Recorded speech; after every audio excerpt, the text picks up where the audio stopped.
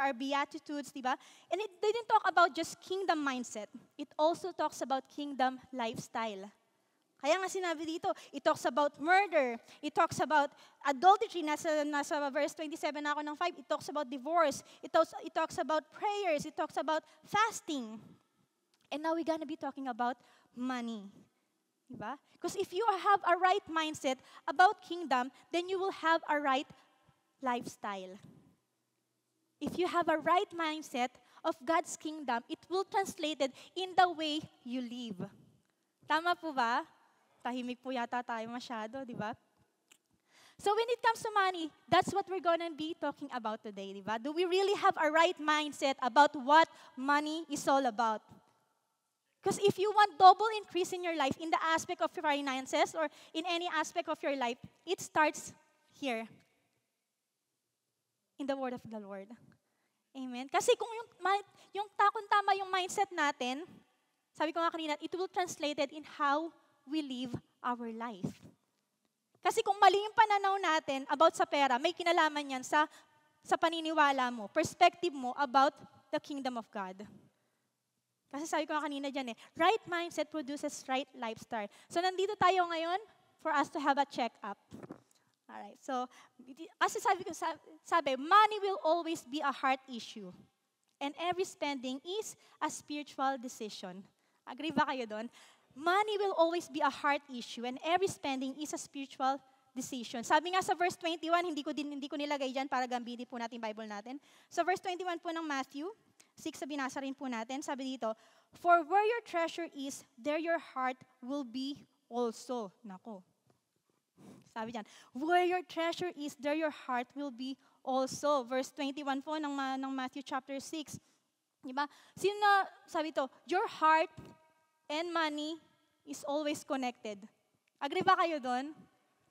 Sa mga magulang dito, di ba, paglalabas kayo, pumunta kayo sa mall kasama ng mga anak nyo, hindi nyo naman may nagumastos, di ba? Pero yung mga anak nyo, ako cute, sabi, Mommy, can you please buy me this and that? Tapos, alam mo yan, pag cash yung pera mo, ramdam na ramdam mong lumalabas, di ba? Pag hinugot mong ganun, ouch! Di ba? Kasi connected yung puso. Di ba? Ouch! Kada bunot mo, $20. $30. Ouch! Ouch! Ouch! Tapos kapag card yung gamit mo, pag sinipe mo, shh! Di ba? Parang patalim. Parang patalim na kumuguhit sa inyong mga puso. Kasi connected. Natatawa kayo kasi totoo, di ba? Di ba ganun talagang kashing? Di ba kakanta ka, it's not about the money. Tapos kashing, kashing, ouch, ouch. Ow, ow, gagano kasi magka-connected yung puso natin, di ba? So ano lang naman, check lang po natin, kinausap ko yung mga natin kanina, yung mga usher natin. Di ba? So kung test lang daw po kung hindi connected yung puso at isipan natin, ilabas po natin yung mga may kakaroon po tayo ng giving ngayon. Di ba? Lahat po ng cash po natin, pakilagay po sa box. Sige po, pasok lang po tayo. Brother Jeff, sige po, pasok po tayo. Lagay po natin sa harapan. Sige po. So okay, sigurado tumalon yung puso nyo, no? Kasi magka-connected di ba? Magka-connected yung paano kaya kung totoo? Pero sabi ko, wag na lang pala kasi baka malamig yung puso nila, next week wala na sila dito. Wala akong background music, natatense ako. Alright. So magka-connected yung talaga yung puso natin, bawat pagdukot mo. Di ba? Kumikirot na ganun. Aw. Diba? Anak, wala na tayo, lalo na kapag negative na balance nung ATM mo. Diba? Ramdam mo bawat paglabas Tapos parang parang connected talaga sila, di ba? So yun yung gagawin natin, di ba? So if your money and heart is connected, dapat pag-usapan natin yan kasi baka magkasakit tayo sa puso pag di tama yung natin, di ba? So sino na yung nagpa-check up dito? Sabi ko nga dito, we're gonna have our heart check. Sino na nagpunta dito sa ospital? Sige, for participation purposes lang magtaas kayo ng kamay. Sino na po yung nagpa-check up dito? Ayan, thank you sa mga nag-participate. May +2 kayo mamaya. May extrang hopya kayo sa kapatid kong bagong dating. Sino nagpa-check up dito? Di ba kapag pupunta tayo sa ospital, di ba, pupunta tayo either, alam na natin na may sakit tayo, gusto lang nating alamin kung gaano kalala. Parang yung asawa ko, di ba, pag pupunta sa ospital, alam mo yun, parang pahirapan pag pupunta siya sa ospital. Sabi ng asawa ko, ako na naman ang nakita. Kasi wala akong ibang example eh. Ganun, just 2 years ago, talagang na-diagnose ng asawa ko ng diabetes. So from 94 kilos, naging 62 na lang siya. Sobrang payat na payat niya. Talagang, sabi ko, magpa-check ko na. Sabi niya, hindi, okay lang ako. Ganun ba kayo? Yung parang, something's wrong in you, pero sabihin nyo, talagang lahat ng delaying tactics para lang makita niyo yung doktor, 'di ba? Hindi, okay lang ako, sabi ko. So binigyan ko na siya ng memorandum ba 'yon? Ultimatum. Sabi ko, Han, wag kang uuwi ngayong gabi hangga't hindi ka nagpapa-check up. And lo and behold, hindi siya umuwi. Kasi nagstay siya sa ospital. Kasi na-diagnose siya ng type 2 diabetes. And yung sugar na 2 to 4 lang ang normal rate. Nasa 31 po siya. Pero yung Panginoon, andito po siya. Ayan, nananaba, pinalulusog. Talaga, glory sa Panginoon. So, ganun, di ba? So, ngayon pupunta po tayo dito para magkaroon ng heart check. Para di bang, may stethoscope pa tayo dyan. Mamaya, i-check po tayo ng natin dyan. ng usher natin. Baka kasi yung mga hindi nagtaas ng kamay, hindi pa napunta sa ospital eh. Check lang natin, di ba? So, ayun, magkakaroon po tayo ng heart check, di ba? So, So, magkakaroon tayo ng heart check. Gusto niyo ba magpa-heart check ngayong araw na to? Para makita lang natin, Lord, tama ba yung puso ko regarding sa usaping pera? Kasi gusto ko ng increase eh. And kapag tama yung increase, tama yung puso ko, Panginoon, alam ko, susunod yung pagpapala mo. Amen. So that's what we're gonna be doing today, di ba? Kasi meron kasi mapupunta sa ospital, pinilit lang eh. Eto, nandito kayo, alam ko, excited kayo marinig yung word ng Panginoon, di ba? So we're gonna be talking about our heart regarding our finances. Ready na ba kayo? Pakitapik yung katabi nyo. Tapikin mo lang. Gising, sabihin mo. Pag-uusapan daw pera, huwag kang kabahan, kasi kinabahan na si Sister Yara para sa'yo. Alright, so, sabi dito, heart check number 1. Who is your master? Sabi nga dito sa main text natin, no one can serve 2 masters. So, I want us to understand 3 things when you say master. Number 1, master is someone who owns you. Sabi nga dito, someone who owns you, you cannot serve 2 masters. You can only choose one. You can only have Jesus as your master and money as your master but you cannot have money as your master at the same time. Sabi yan ng Panginoon, you cannot. Wag po tayong matigas ulo. You cannot serve 2 masters. So, check natin heart natin, sino yung master mo? So, isa lang yan. Alam nyo ba that money has the ability and the capacity to own you? People decide based on money. Diba, pag mag-work, pag merong nabalitaan na may mga pila, pila lang naman pala sa kape, akala pera na ipinilahan, meron bang 20,000 ba dyan? Alam mo yun, pag pupunta sa trabaho, magkano ba bigayan dyan? They decide things because of the money, di ba? Tatanong nila, may pera ba dyan? Alam mo yun, lalo na kapag lumaki ka sa Pilipinas, narinig nyo na ba yung mukha kang pera? Sabi ng mga magulang mo, mukha kang pera. Di ba? Kasi, mami, pengin pera. Naalala ko si Ian, sabi niya nung nagpipreach daw, nung maliit daw siya. Share ko. Sabi niya, habang nagpipreach daw si Pastor Ferdy, di ba? Nandun siya sa gilid, Papa, gaganon daw siya. 7 piso daw. Papa, piso. Tapos si Tito Ferdy naman daw, tatawagin yung associate niya. Piso. Ituturo, hingi ka ng pera doon. Diba? Tapos after na sigurado, anak, mukha kang pera. Diba? Kung lumaki ka sa Pilipinas, dito hindi ko magamit kasi yung mga anak ko, walang idea sa pera eh. Sabi ko, si Laffy, mukha siyang pagkain kasi kumakain pa lang kami ng tanghalian. Mami, ano ulam mamayang hapunan? Ganun na siya. So hindi ko mai-apply kasi sa Pilipinas, ganun eh, mukha kang pera, sabi dito. Diba? So sabi nga, tinatawag kang mukhang pera kasi money has the ability to own you. Kaya pag tiningnan mo yung buhay nila, pera. Diba? Hindi na siya makatulog. Diba? Pera, ano gagawin ko para magkaroon ng maraming pera? Diba? Pera, hindi ka makakain, hindi ka makatulog, magyawag ka sa noo, pati nasa pisngi. Alam ko, kinanta nyo yun sa isip nyo. Kasi yun nga, puyat na puyat ka. Anong gagawin ko, diba? I'm not saying naman na let's all be poor. Let's all be poor. Hindi ko naman sinasabi na let's solve everything and let's all be poor, di ba? I believe that God wants us to be blessed, and wants us to prosper. Siksik, liglig, umaapaw. Ayan, lakas, sige. But at the end of the day, God owns us, not the money. So either you are in control of your money, or money is in control of you. So who is your master? Next, teacher. Kapag sinabi mo ba daw teacher, di ba, Jesus by his disciple as rabbi, teacher. Sabi dito, teacher is someone you obey. So when Jesus' disciple calls himself rabbi as his teacher, they are giving permission to speak over their life. And their response is, Lord, I'm learning from you. Yun yung sabi ng mga disciple. When you're telling Jesus is your teacher, you're giving him permission to speak over your life. And Lord, I am learning from you. That's the attitude of the right disciple. And do you know that money has the capacity to speak into your life? Diba? Hindi lang si Lord di ba? Diba? Example, di ba? Pag pumunta ka sa mall, tapos nakikita mo yung sale. Di ba na-magnify? S-A-L-E, tapos naka-red pa. Di ba? Na-magnify siya eh. Tapos, hindi mo naman kailangan yung sapatos, pero dahil nagsalita sa'yo, kahit na 10 pares ng sapatos yung meron ka sa bahay, di ba? Hindi mo, dahil sale, nagsasalita guys. Di ba? Lalo na pag dumating yung sahod mo, di ba?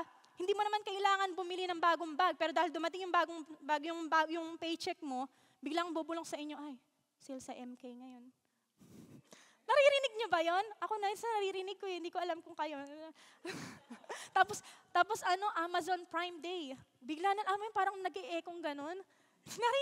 Tapos pupunta ka sa mall, nakita mo nga SAL, tapos Hoka. Tapos Hoka shoes. Tapos yung sales lady o yung salesman pupunta sa'yo, ganyan, Sir, last pair na po. Oh Lord, nako. Is it a sign? Wow! Diba? Lord, is it a sign? Wow! Diba? Pagkapag forgiveness and something else, hindi nakakarinig kay Lord. Pero kapag sale, Lord, napapray, is it a sign? Diba? Tapos, susunod pa yung isang associate. Sabihin mo sa kanya, last day na ng sale. Nako, ayun na. Doon na nagkatalo, last day ng sale. Lord, is it a sign? Nagsasalita eh. Di ba? Parang may audible voice. Edible voice. Rinig mo yan ako. Tapos sasabihin pa, asawa mo sa'yo, sige na, bilhin mo na, sige na, birthday mo naman next week. Ay, sige na, Han, okay lang yan. Nagsasalita eh. Na-i-plug ko lang ng very light. So, yun, mauubos ko to guys. Sabi ko sa inyo. So people base their decision because of money. Di ba? Minsan nga yung mga tao patalon-talon ng work eh. Kasi kung saan yung mas malaki yung dun pupunta. Di ba? There's nothing wrong about that. But if you are doing that because you follow the money, then you are in the dangerous place. Di ba? Pag pupunta ka sa work, papalit-palit ka ng work. Bakit? Kasi dito mas malaki bigayan eh. Di ba? Extra $2, pinagpalit na yung pananampalataya. Alam mo yan, dito kasi may kickback ng very light. Dito tayo, di ba? Di ba? Ala namang mali kung palon-talon na ng trabaho. Pero kung yun nga, after mo na lang is increase, di ba? Hindi ka na umuuwi sa pamilya mo, increase na lang, increase. Then there's something wrong about the mindset. Di ba? Patalon-talon ka, Lord. Ipag-pray mo naman, kapatid na sister, brother. Diba? Ipag-pray mo naman. Pag pupunta ka sa isang work, di ba? Talagang yung asawa ko na naman. Kasi magpa-Father's Day, nagpapaano ako. Diba? Yung asawa talaga, na-amaze talaga ako sa kanya. Whenever, pag may promotion or kailangan niya, yung feeling niya, kailangan, tapos na siya sa isang company, pag-pray niya, Han, pwede mapag-pray natin to kasi parang eto, merong open opportunity, ganun. Talagang sinisik niya sa Panginoon. And then there's one time, talagang at the beginning of this year, talagang sobrang struggling siya sa work niya. Sabi niya, ayoko na dito sa work na to, maghahanap na ako ng work. Siyempre, tulungan, mahanap-hanap, ganyan. Nagkarap na naman ako. Ayun, hanap-hanap. Tapos, ayun, hindi naman siya nakahanap. Hindi naman siya. Kasi niremind siya ng Panginoon, di ba, sabi niya, di ba sinabi mo, nung anong lumipat ka dito, diyan ka na magre-retire sa company na yan? So talagang binigay ng Panginoon yung joy sa pagtatrabaho. Kasi hindi naman yung money ang problema yan. Parang alam mo yun, yung na-stress ka lang, di ba? Na-stress ka lang sa work, ganon. So talagang ipanalangin natin sa Panginoon. Kasi hindi man tayo aalisin sa isang lugar na yan kung hindi kalooban ng Panginoon. So laging isik natin, di ba? Hindi lang siya basta promotion. Kung lagi mo isisik, Lord, para sa'yo ba yan? Di ba? Pinagkalooban ng Panginoon yan. Hindi ba yan makakasagabal sa pamilya mo? Diba? Sa kalusugan mo, hindi mo makakasagabal sa ministry mo, sa time mo sa Panginoon. So, kailangan natin isik, di ba? Hindi lang tayo patalon-talon, di ba? Kasi ngayon nga, may mga tao na nagko-compromise dahil lang sa simpleng overtime. Money speaks. Di ba? Sabi nung money, come on, we're gonna have some more. We're gonna have some fun. Di ba? If you have me, you will be more happy. Yun ang sabi ng pera, di ba? But no, money will make easier but not happier. Money will make easier but not happier. Kung totoo, sana walang mga billionaires na nagsucommit ng suicide. Yung mga K-pop na gumaganon-ganon dyan. Hindi na ako mag-moves, guys. Yung mga K-pop na, di ba, alam mo yun, parang sobrang, sikat na sila, but they're still committing suicide. Kasi, hindi totoo na pag mas marami kang pera, mas masaya eh. It's gonna be easier, I'm telling you. Pero of course, we want money, di ba? So we could have vacation this, di ba? Vacation that. Pero at the end of the day, if we're chasing money, we're still gonna be empty. Okay pa po ba tayo? Nasa point 1 pa lang po tayo, guys. Alright, so, Lord, when you say Master, you're saying, I want us to understand that you're saying Lord. It's someone you obey. So Jesus called Lord of Lords, Kings of Kings. Someone you obey who has authority in your life. Do you know that money has the capacity to rule your life? When your paycheck arrives, kanino yung pera? Sa'yo o kay God? Parang sabi nito, pati question yata ito. Participation lang po tayo. Dito po sa side na to. Kapag dumating yung pera, kanino yung pera? Kay Lord o sa'yo? Tinatamlay sa. Sige pa, bibigyan ko siya ng 3 seconds to parang yung mid-conviction, guys. Come on. Pag dumating yung pera, kanino? Sa'yo o kay Lord? Ayun, lumalakas. Dito sa side na to, tingnan nga natin. Pag dumating yung pera, kay Lord o sa'yo? Ay, wag naman kayong galit. Gusto ko lang ng participation nyo. Okay, kay Lord, di ba? Malinaw, kay Lord. Pero kapag dumating na yung pero bakit minsan hindi nagtutugma pagdating sa bigayan kay Lord? Lord, wag to. Dito kasi sa church, wala tayong exhortation about giving, right? Pero nung sa dati naming church na ina-attendan, di ba? Kapag praise and worship, give na give. Yes, Lord, I want more of your power. Di ba? Pero pagdating ng giving, yun yung time na nagwa-washroom sila. Di ba? Kasi after ng praise and worship, di ba, yun yung normal yung program ng church, di ba? Magkakaroon ng praise and worship, tapos bago yung word, merong announcement or merong exhortation about giving. Diba? Yun yung time na nagkwentuhan kayo, tapos dadaan lang sa harap mo kasi meron pang ganun kami eh. Tapos kunwari hindi mo nakita, busy ka, nagchichikan kayo ng friendship mo. Tapos gano'n, natatawa kayo. Diba? Tapos yun yung time na ihing-ihi ka na, kailangan mo nang lumabas pag time ng giving, di ba? Tawan-tawa kayo, di ba? So yun, di ba? Kasi, yun nga, hindi kasi tugma yung puso't isipan natin. You say, Lord, you are my master, di ba? Everything comes from you, belongs to you. Pero pagdating ng parang gipit na gipit, hirap na hirap ka magbigay. Parang, ano ba gusto mo? Doon bumaba pa yung mga anghel, himasing ka. Sige na, iabot mo na yan. Gusto mo pa magmilagro yung Panginoon para lang, sige na, ilabas mo na yan. Yung pa yung gusto nyo, di ba? Tapos magpapatak ng dugo sa Panginoon, yung si Lord para sa atin, para lang dumukot tayo. Tapos sabihin natin, Lord, everything belongs to you, pero hindi nagtutugma sa lifestyle. Hindi nagtutugma sa pagiging generous. I remember, nung February po, hindi niyo po alam, nawalan po ako ng trabaho. So nung na-layoff po ako sa work, sabi ko, Lord, paano na yan? Alam mo, syempre, na-layoff ka kasi nga, ba't ba ako na-layoff? Kasi nga, nag-close yung campaign namin, di ba? Alam mo yun, parang, hindi naman, alam mo naman, hindi magkukulang yung Panginoon sa'yo, pero drama-drama ka na, Lord, ano ba, kapalit-palit ba ako? Pangit ba ako? Parang basya lang, di ba? Ay, kasi nga, ano daw, hindi daw umano yung seniority ko, hindi kumat, kaya ako yung nakat, ganon. Kaya drama ka, nag-walling ka pa, Lord, kapalit-palit ba ako? Di ba? Ganon. Tapos, praise the Lord, binigyan niya ako ng katalinuhan. Sabi niya, anak, di ba nagbe-bake ka ng croissant? Ayun, kaya pinanganak po ang croissant by Pitch Perfect, pero hindi na po ako gumagawa ngayon. Plugging in, di ba? So, ayun, sabi ko kay Lord, oh Lord, thank you, binigyan mo ko ng creativity to bake this. Sabi ko, Lord, yung unang kita ko, tama ba? Yung unang kita ko this week, bibigay ko sa'yo. Sabi ko gano'n. Tapos yung unang week nung nag-post ako, di ba, nagulat rin naman ako, ang daming umorder. Tapos ngayon, alam mo, parang sabi ko, gusto nga sabihin na, ay, practice lang po, hindi pa pala talaga ako magbe-bake. Na-overwhelm ako sa dami ng umorder. Tapos ngayon, syempre, excited kami. Talagang yung asawa ko, todo, ching-ching-ching, sprinkle siyang gano'n. Siya ng mga almonds ko, di ba? Ching-ching. Naging bay, almond bay ba yun? Kung bay salt, merong bay almond siya, gaganon-ganon siya. Tapos, nung dumating na yung, syempre, tapos binenta namin sa ganito, tapos ang dami, Lord, ang dami. Sabi ko, nag-post na excite ako. Sabi ko, magpo-post pa ulit ako kasi Wednesday, wala naman akong work. Sabi ko gano'n. Tapos ngayon, nag-post ulit ako, Dumoble, guys. Tapos tapos kinukompute na yung isip ko, kashing, Lord, mas madami, pwede bang sa akin na lang? Parang gusto kong bawiin yung promise ko. Kasi pinangako ko nga, Lord, yung unang sweldo ko sa week na to, sa'yo lahat. Yung unang kakikitain ko, tapos alam mo yun, ang laki nung una. Tapos yung sumunod, dinobol. Sabi ko talaga, Lord, pwede bang hati na lang?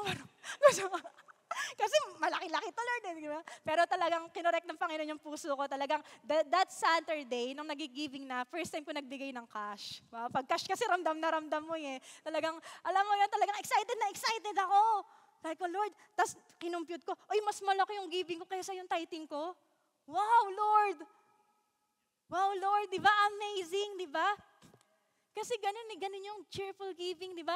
Kasi the mere fact that we have something to give back to God is already a miracle. Because God provided for you. Ganun rin kaya tayo nagbibigay, di ba? So when you pray, and when you say, Lord, that means you gonna obey.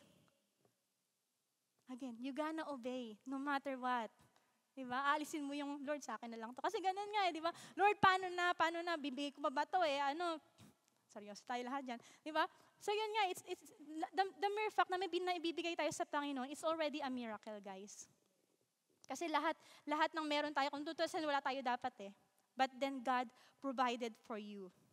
So when you say, Lord, that means you gonna obey. And it takes faith to give what belongs to the Lord. It takes faith to give what belongs to the Lord. So who owns you? I hope it's God. Who speaks into your life? I hope it's God. So who do you really obey? I hope it's God. So remember that a mindset will produce a right lifestyle, di ba? If we say it's just a lip service, then there's something wrong kasi hindi nagtutugma eh. Sabi nga dito, masasagot mo daw, sabi, to answer who is your master is to ask the question, who is your priority? Who is the authority in your life? So to answer the question, who is your master, is to ask the question, who is the authority in your life? Lord, are you my teacher? Are you my owner? Lord, ino-obey ba kita? Because if you say that it's God, then you will trust Him and you will obey Him. Amen? Hawakan mo yung katabi mo. Tingnan mo. Sabihin mo, okay ka lang? Okay ka lang? Point 1 pa lang po tayo. Moving on. Who do you love? Sabi dito. Either you will hate the one and love the other, or you will be devoted to the other and despise the other. Diba? I know it's already June, but then let's talk about love. Sino na in love dito? Participation po, sagot? Ayun, okay. Thank you. Alam nyo na yun drill, guys. Okay. Sino na in love dito? Amen. Diba? Sino na yung nagka-crush? Nagkaroon ng puppy love. Di ba, nung lumaki, naging Doberman, kinain. Ruff, ruff. Di ba, una puppy love lang daw eh. Di ba, kapag mahal na mahal mo, di ba, nagiging son eh. Everything revolves around it, di ba? Kasi sabi dito, love is about passion and devotion. Di ba, para saan ka bumabangon? Di ba, pag may crush kang ganyan, di ba? Di ba? Babangon ka kasi para mag-check ng cellphone mo. Di ba, sabi nga dito,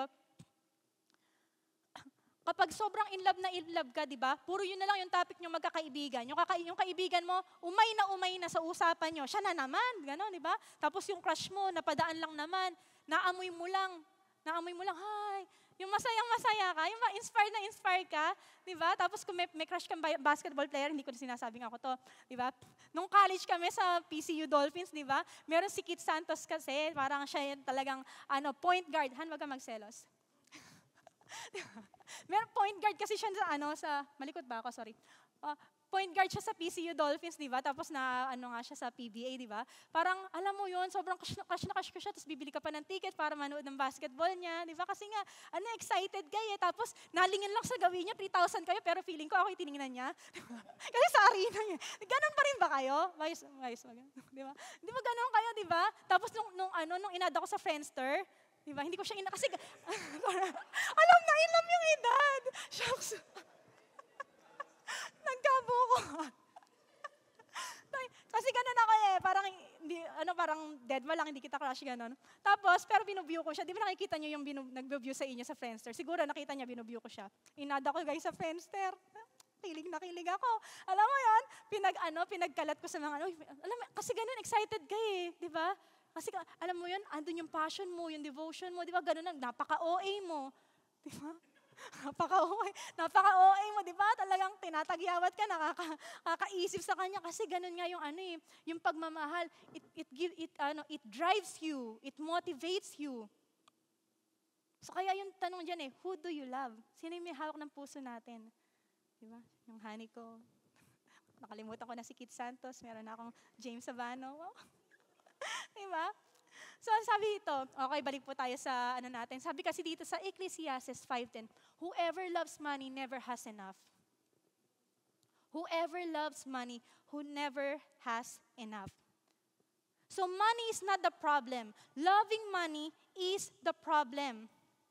Sabi ito, whoever loves money never has enough. Di ba? Pag sobrang mahal mo yung pera, kahit gaano kadami, kulang pa din. Kahit gaano kadami yung kahit na gaano ang daming pumapasok sa bank account mo, kulang pa rin. Kasi sabi nga, continuation whoever loves wealth is never satisfied with their income.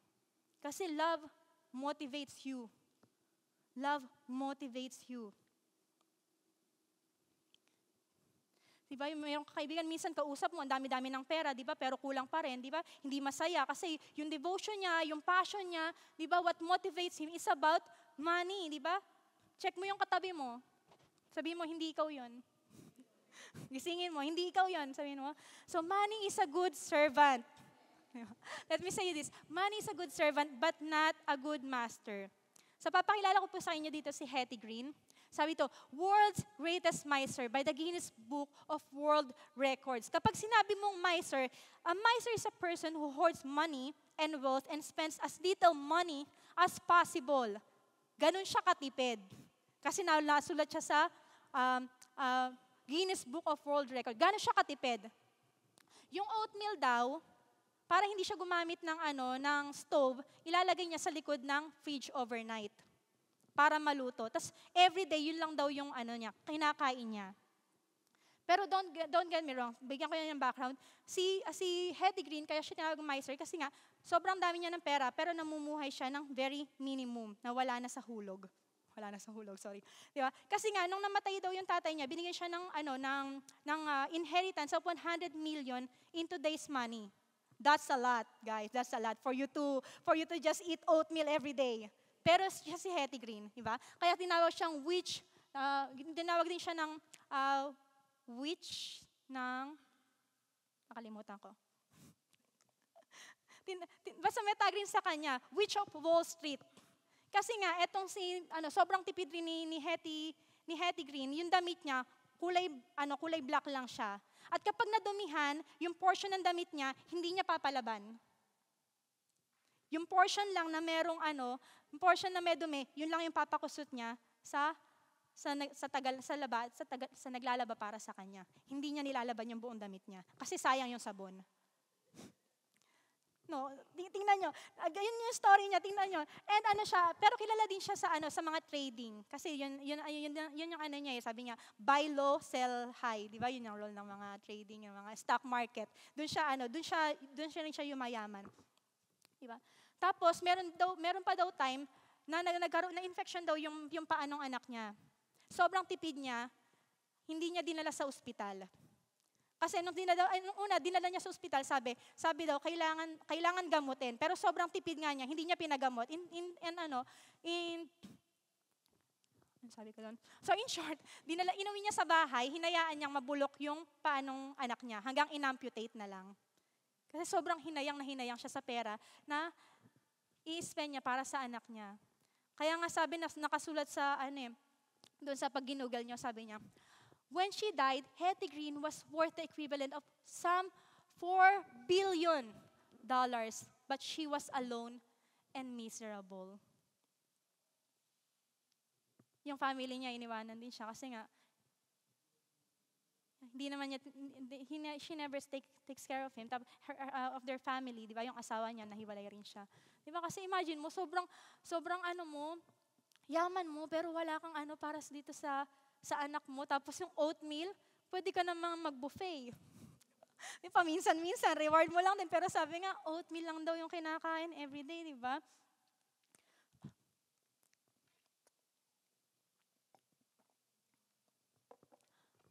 So sana, tama yung puso natin, di ba? Because God wants us to bless. God wants to bless us, di ba? So to answer the question, who do you love, is to ask the question, who is your priority? Priority ba natin yung money natin? Di ba? Sabi nga dito kasi you cannot have space for God and money at the same time. Sabi na ni Lord marunong pa tayo. Minsan nasabihin mo, kakanta ka pa, sana dalawa ang puso ko. Gaganon pa tayo, Lord, sana dalawa yung puso ko. Sa'yo yung kalahat, yung isa, tapos isa. Gaganon pa tayo. Pero sabi nga ng Panginoon you cannot. You cannot serve. Either you will be devoted to one and hate the other. Diba? Tapos sasabihin mo pa, Lord, I can multitask naman. I can multitask naman. I can love you and money at the same time. Ibig sabihin ba, mali si Lord nung sinabi niya that you cannot serve both God and money? So who among you believe that God wants to bless you abundantly and exceedingly? Amen, di ba? But don't lose track of your priority when God blesses you. Because people pray for blessing and then forgot the giver. God could bless us and keep our priority right. I don't know whose priority, but for our family, it's gonna be God, and then family, and then our ministry. Diba? I will not sacrifice my time for money, for me to have more money and spend less time for my family, for my kids. I don't know if that's your priority, but please, God wants to bless us and He wants to keep our priority right as well. Because there's no problem with God blessing you as long as you keep your priority right. Tama? Walang problema si Lord na pagpalain tayo Basta tama yung priority natin, di ba? If you are single and you're praying for a partner, please ipag-pray nyo yung pinaprioritize si Lord. Kasi minsan mga single, di ba, pray tayo ng pray, Lord, yung mayaman, yung gwapo, yung madaling mamatay. Di ba pala yung pinagpe-pray? Di ba baka ganun pinagpe-pray natin, di ba? Di ba? Sabi, Lord, okay na tong boyfriend ko na to, di ba? May character. Saka personality. Character. May character. Personality. Di ba? It's all about the money. Tapos, kapag nagde-date kayo, sige, puro siya taya, busog na busog ka, buntat na buntat ka. Tapos, nung naging mag-asawa na kayo, hindi mo mahagilap sa bahay. Kasi trabaho ng trabaho. Yung mga anak, hindi kilala, Dad, is that you? Uuwi sa bahay. Dad, is that you? Kasi hindi na umuwi, puro trabaho. Di ba? So, if you are single, di ba, piliin mo yung pinaprioritize si Lord. Diba kasi kung yung asawa, sino na yung mga married people dito? Taas kamay. Yung mga happily married people. Woo! Yes! Di ba? Di ba? Kapag, pwede ba yung uuwi yung asawa nyo sa inyo, sabihin, pwede bang magkaroon ako mistress ngayon? Ngayon lang naman eh. Di ba? Sigurado, malakas na, boom! Di ba? Siyempre, hindi ka papayag. Di ba? Sino papayag doon? Yung saya-saya mo, uwi ka, kikis ka pa, how's your day, ganyan. Ano may sasabihin nga pala ako sa'yo? Can I have a mistress just for today? Di ba? Teka. Yung pala gusto mo gusto mo makita ni creator mo, magaganon ka pa. Di ba mga ganun? Hindi tayo papayag, di ba? Pero ginagawa natin kay Lord.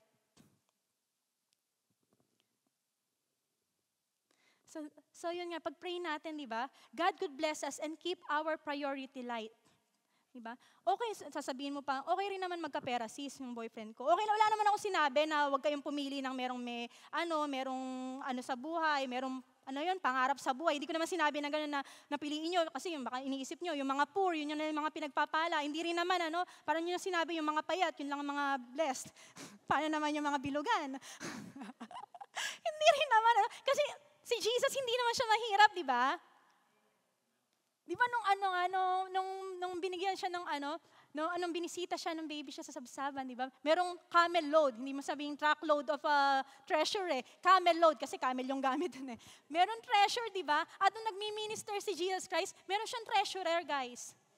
Di ba? Isabihin, may perong hinahawakan kasi mahirap naman. Judas, treasurer ka pero wala tayong pera. Di ba? Ang hirap naman nun, guys. Di ba? Pero treasurer ka, basta treasurer ka lang. Di ba? Hindi sabihin, may ingat yaman kasi merong yaman na iniingatan. Di ba? So, pinagpapala rin naman. So, yun nga, kung married ka, ayusin mo. Kung married ka, ayusin mo yung priority mo. Di ba? Wag yung games. Wag yung games, di ba? Wag yung Dota. Yan na naman tayo. Kanina, Fencers, ngayon, Dota. Di ba? Di ba? Wag yung trabaho mo, unahin mo, di ba? Itong anak mo, yung asawa mo, di ba? Pagsilbihan naman natin, guys. Uuwi, pagod na pagod, di ba? Himasin mo naman ganyan-ganyan, di ba? At kung single ka, di ba? Make your priority right, di ba? Yung pipiliin mo, dapat si Lord yung priority, di ba? Because God wants to bless us and keep our priority life. And lastly, who will you serve? Tapikin mo ulit katabi mo. Last na to, sabihin mo. Hihinga na tayo mamaya. So who do you serve? So quick review lang, di ba? If you say, God is your master, that means God owns you. If God is your teacher, that means you will obey Him. And if you love God, and whoever is your Lord, you will serve. Kasi ganun whoever who chooses to be your master, you will end up serving. And whoever you are serving, you will end up loving. Tama? Di ba kaya serve na serve tayo sa mga family natin di ba? Nakakita na kayo kapag talaga love yung motivation mo, hindi ka napapagod. Kasi yung mga nanay, talagang si mama naalala ko, nung bata siya, di ba? Nung bata siya. Wala pa pala ako nung bata siya. Nung bata kami, nag-o-office siya. Isa siyang, ano na ngayon, ma? Accountant yun. So nag-o-office siya, di ba? Pero yung lola ko kasi nagtitinda ng tinapay sa palengke, di ba? So si mama, gigising niya ng alas 3 o 4 a.m. in the morning para sumama sa lola ko magtinda ng pandesal. Tapos uuwi siya ng mga 6. Pagluluto kami. Ganon kami katamad. 5 kaming magkakapatid, pero sobrang spoiled na spoiled kami ng mama ko. Pagluluto kami ng breakfast, igagaya kami, pupunta kami sa school, ganyan. Tapos at 9 a.m., pupunta siya sa office, magtatrabaho. Tapos uuwi siya ng alas 5. Pag uwi niya, maglilinis siya ng bahay, magluluto na naman siya. Ganyan, maglalabas siya, magkukusot-kusot siya. Tapos talagang yung bahay laging spotless, laging malinis. Yan talagang Proverbs 31 moment tong mama ko na to Bibong-bibo to Talagang ang galing talaga niya. Pero alam mo yun, hindi ko siya kakakitaan ng pagod na pagod siya. At yung mama ko laging ang ganda niya. Kita niyo naman, di ba? Fresh na fresh siya. Talagang, ang galing talaga. Talagang, alam mo yun, hindi niya napapabaya yung sarili niya. Tapos pag Saturday, nag-gym pa siya. May time siya mag-gym, guys. May time siya mag-gym. After niya maglabada, talagang hindi sapat na lumalaki yung braso niya sa pagkukuskos, mag-gym pa siya, guys. Diba? Ganun niya. Kasi, tapos, ayun, afterwards, babalik ulit siya sa bahay, pagsisilbihan kaming mga anak. Diba? Tapos yun, nung afford na, kumuha ng nag-hire ng helper sa bahay, ganyan eh. Pero alam mo yun talagang, yun yung heart niya to serve hanggang ngayon. Di ba? Sinabi namin na every Saturday, magpalitan kami ng pagluluto, kamakain sa kanila. Hanggang kinalimutan namin ni Ella kasi mahilig naman siya magluto. So siya lagi antaya. Di ba? Hanggang ngayon kasi yun yung love language niya eh. Love of service, pero talagang si mama fresh na fresh. Di ba? Hindi mo kakakitaan ng pagod kasi ganun eh. Kapag mahal mo, hindi ka mapapagod. Talaga, yung asawa ko talaga, share ko na yung asawa ko. Kasi talagang amis talaga ako sa asawa ko. Hindi siya napapagod sa pagmiministeryo. Minsan ako napapagod. Sabi ko, tama na. Talagang pinipigilan ko ng ganyan. Kasi pag Friday talaga, yun yung busiest days namin. Meron kaming work, syempre, lahat naman tayo may 8-hour job.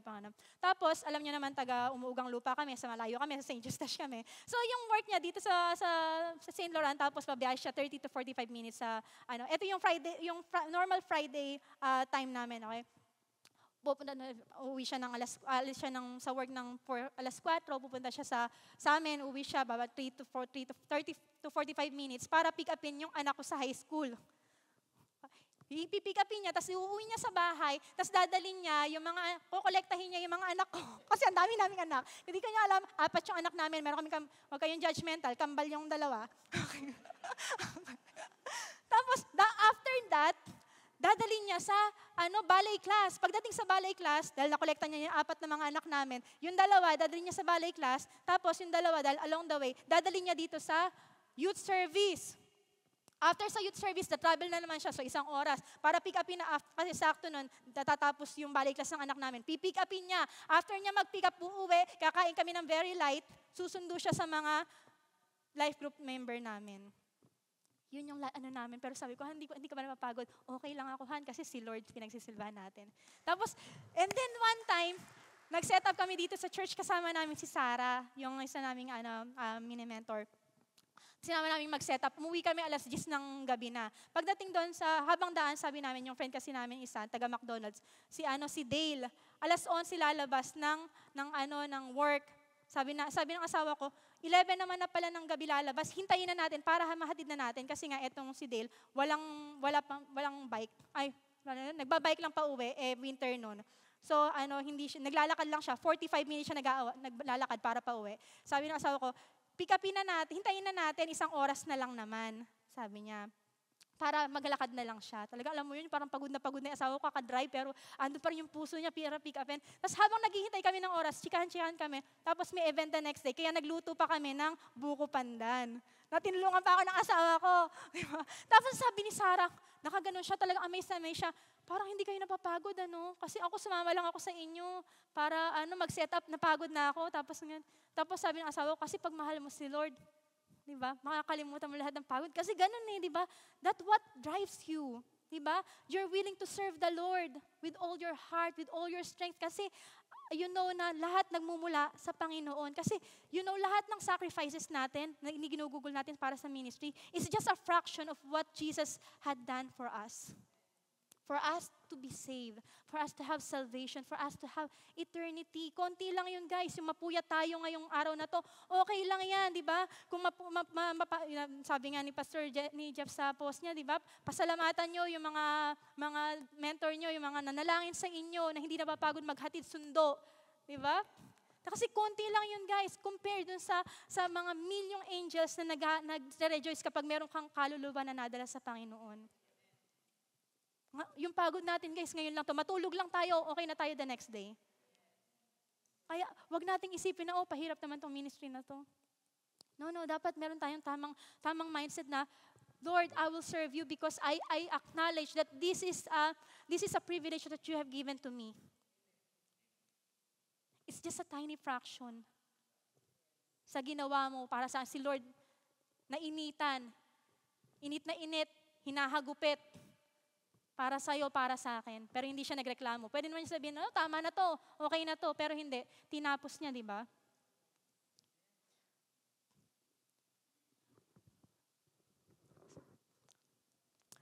So sabi dito let me conclude on this. Ang tawagin po na po yung music team. Sabi dito after ng verse 24, sabi sa 25, therefore I tell you, do not worry about your life. what you will eat or drink, or about your body, what you will wear. Is not life more than food and the body more than clothes? Sabi ng Panginoon, follow me anak, serve me anak, and you don't have to worry kung ano isusuot mo. You don't have to worry kung ano kakainin mo kasi I got you covered. Wow! What an amazing God that we serve, right? Diba? I-follow mo ko anak and everything will follow, everything will be provided.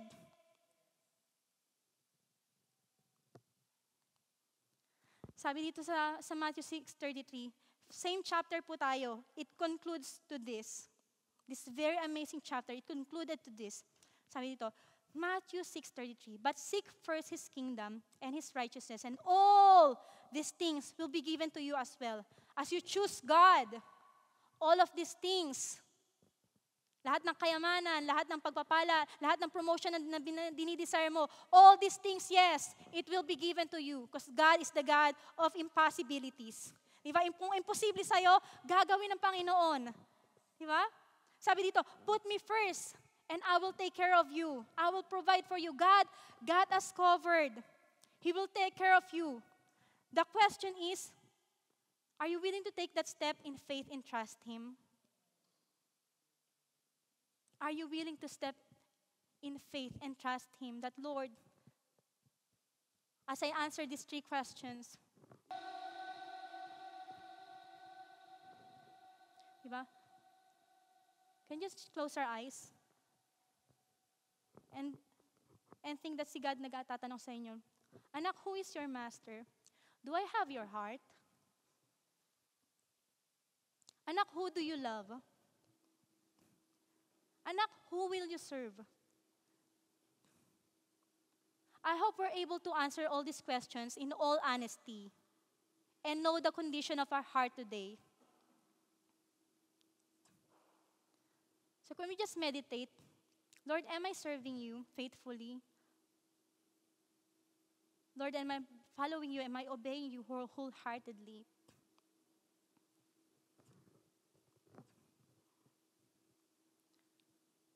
So it's not about the money.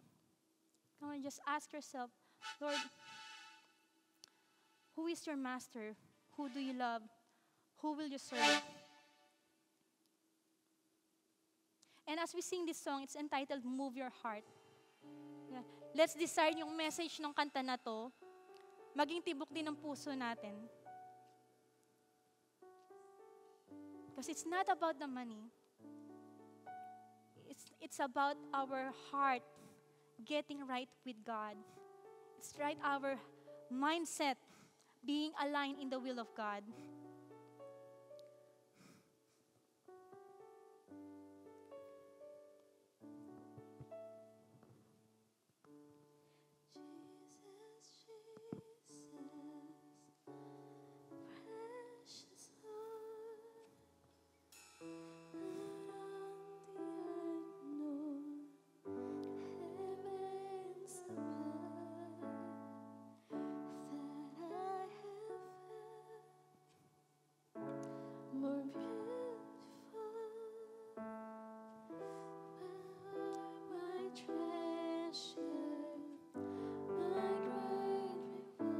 Please stand up. Move your heart.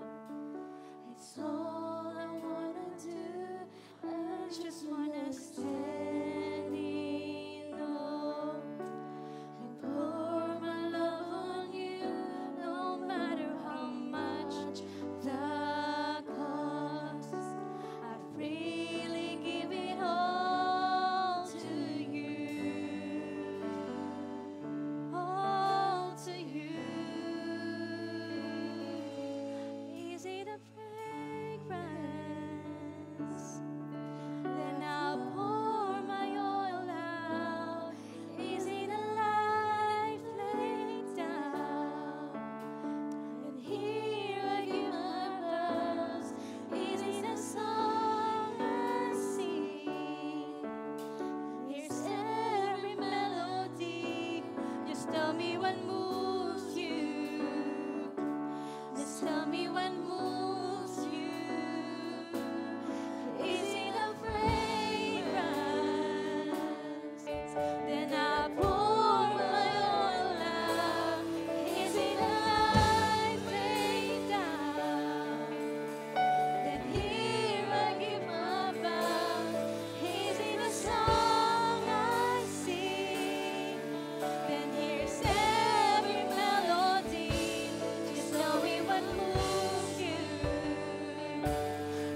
me what moves you. Just tell me what moves you, God. Tell me what moves you. Tell me what moves you. I just wanna move your heart. It's all I wanna do. I just wanna stand in awe and hold my love on you, no matter how much that costs. I freely give it all to you, all to you. I just wanna move your heart, get caught within your grace, right here in your presence, Lord. Oh, my love, no matter how much that costs, I freely give it all to you, all to you. I just wanna move, I just wanna move your get caught within your gaze. That's all I wanna do. I just wanna stand in awe and pour my love on you, no matter how much that costs. I really give it all to you. Come on, let's make a commitment today that, Lord, I'm gonna offer everything unto you, God. Is it a fragrance? Can I pour my all out? Is it a life laid down? Then here I give my vows. Is it a song I sing? Then here's every melody. Just tell me what moves. Come on, just church. Come on, just offer to God everything, Lord. This is my Lord. Just be my master, Lord. This day, oh God, I'm not saved. Yes, Lord. Is it a life laid down? Then here I give my vows. Is it a song I sing? Then here's every melody. Just tell me what moves you. Just tell me what moves you. Is it a fragrance? Then I'll pour my all out. Is it a life laid down? Then here I give my vows. It is the song I sing. Here's my melody. Just tell me what moves you. Just tell me what moves you. Amen. Yes, oh God. With every eyes closed and head bowed down, no looking around, God is speaking to you, not the person next beside you. And I want you to pray. I believe that God is putting us in this position of being true to ourselves and being true to His Word. Again, right kingdom mindset will produce right lifestyle. If the mindset is wrong, then lifestyle will be wrong. If the mindset is right, how come the lifestyle is still wrong? So if you answer this question today, my challenge is, how's your heart? And if you know there's something wrong, let's humble ourselves before the Lord. And today, let's make it right. It's like having a heart check and you realize you are sick and you are in need of help. And guess what? Only God could help. So if you are here and you look at these three questions, who is your Lord? Who is your Master? Who do you love? Who will you serve? Kung meron dyan isa, dalawa, or tatlo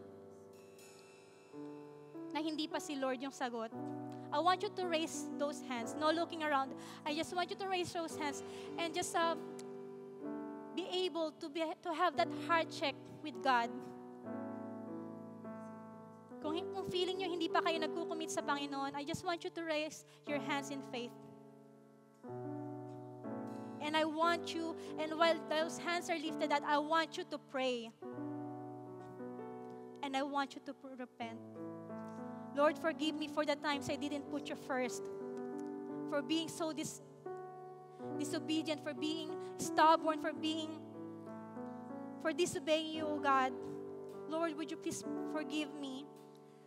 Break this wrong mindset and break this lie. Any stronghold of the enemy so I could be made right to you, O God. Come on, let's just pray with all of your heart. If you think you're giving your tithes, okay na yon. Please no, don't get into that trap, in that mindset. For some of you, you are faithful in giving, then that's good. But if that's all is there, you are missing the whole point. It's not about giving your tithes. It's about serving Him and obeying Him and loving Him. Lord, forgive me. Come on, let's just pray. I'm choosing you to be my master today and not money. I'm gonna love you and not money. I will serve you, God, not money. I will prioritize you, God, not money. Come on. Yes, oh God. Lord, I pray for these men and women who are lifting their hands to you, oh God. Thank you, Lord, for touching their hearts.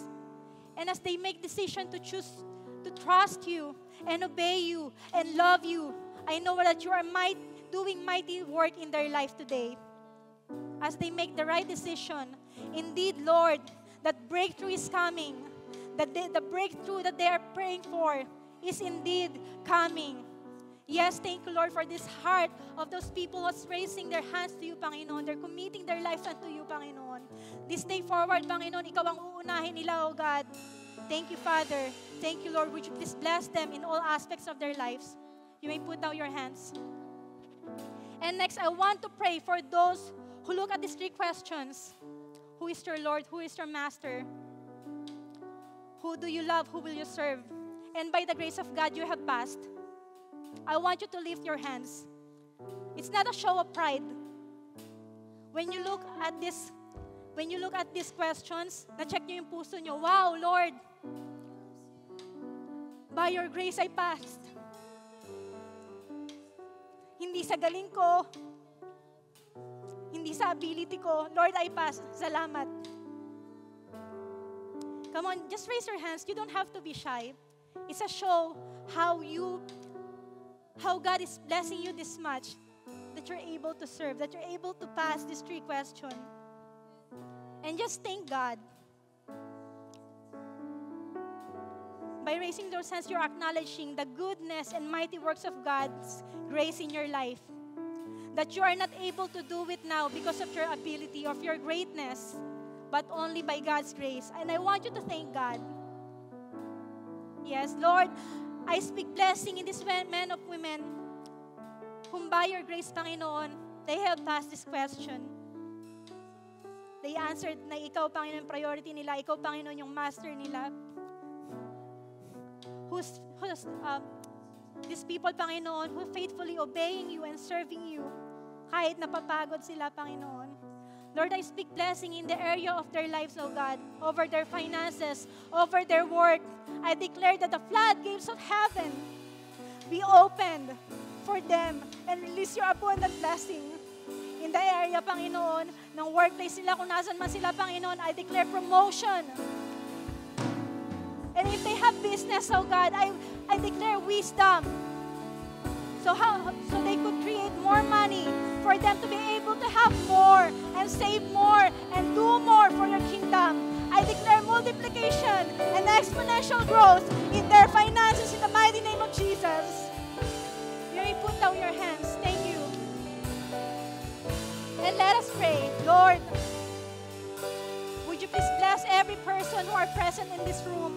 Let every word that has spoken not fall in the deaf ears, but result into right lifestyle that is honoring you and praising you. Lord, we thank you. Lord, we honor you. We give you the highest praise, the thanksgiving, the adoration that you deserve. In Jesus' name we pray. Amen. Amen and amen.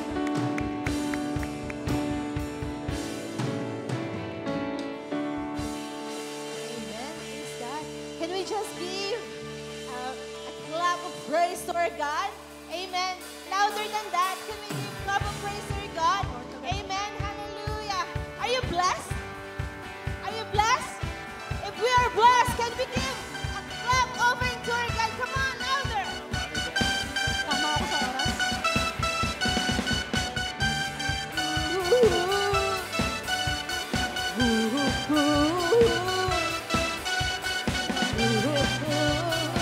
Come on, let's declare, this is the generation. This is the sign of a new generation. Let all our voices ring up the heavens, calling out to the King of all kings, to worship His majesty. This is the sign of a new generation. Let the Jesus, calling out to the King of all kings, worship His majesty. One more time, this is a new generation. Let all our voices fill up the heavens, calling out to the King of all kings, worship His majesty. Oh, for Jesus. Oh, for Jesus. Oh, for Jesus. Oh, for Jesus. Oh, for Jesus. Oh, for Jesus. Come on, for the last time, give to Jesus. Oh, for Jesus. Oh, for Jesus. Oh, for Jesus. Yes. Oh, for Jesus. Oh, for Jesus. Oh, for Jesus. Praise the Lord. All glory, honor, adoration, and